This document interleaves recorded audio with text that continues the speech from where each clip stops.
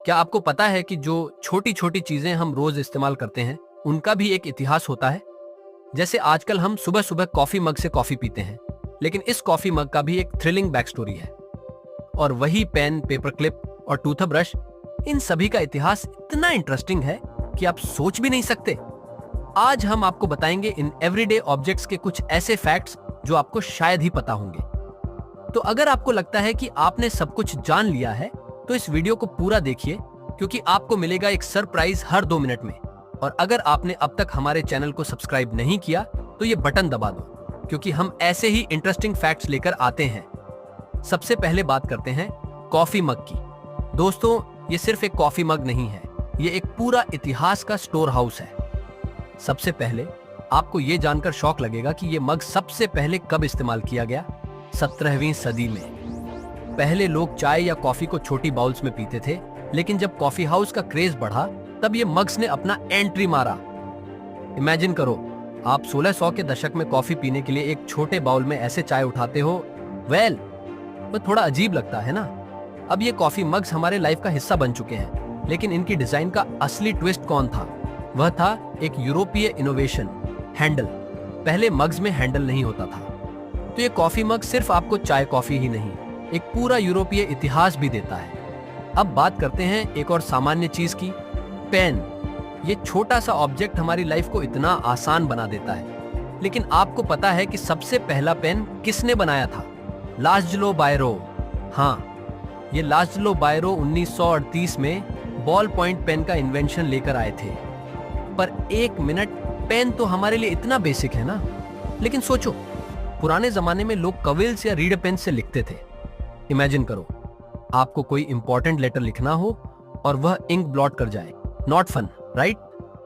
और ये बायरो का पेन इतना पावरफुल था कि उसने वर्ल्ड वॉर 2 में सोल्जर्स की लाइफ आसान कर दी थी। क्या लगता है, अगर पेन नहीं होता तो वर्ल्ड का हिस्ट्री कैसे होता? दोस्तों, अब ये जो छोटा सा पेपर क्लिप देखिए, इसे हम रोज पेपर्स को चिपकाने के लिए यूज करते हैं, पर इसका भी अपना एक शॉकिंग बैक स्टोरी है। इसका पेटेंट जोहान वेलर ने 1999 में लिया था, लेकिन ये असल में इस्तेमाल होने लगा काफी देर बाद। इसका डिजाइन पहले से ही पॉपुलर था, बस थोड़ा रिफाइनमेंट की जरूरत थी। इमेजिन करो, आपको अपनी इंपॉर्टेंट फाइल एक पेपर क्लिप से चिपकाना हो और वह पेपर क्लिप न मिले तो क्या होता? हाँ, ऐसे ही पहले लोग पेपर्स को पिन या थ्रेड से चिपकाते थे। काफी कॉम्प्लिकेटेड था ना? पर जब जेम पेपर क्लिप का डिजाइन आया, तब जाकर ये छोटा सा क्लिप वर्ल्ड का सेवर बन गया। अब कोई भी डॉक्यूमेंट हो, बस एक पेपर क्लिप और हो गया काम। अब बात करते हैं एक और इंपॉर्टेंट ऑब्जेक्ट की, टूथब्रश।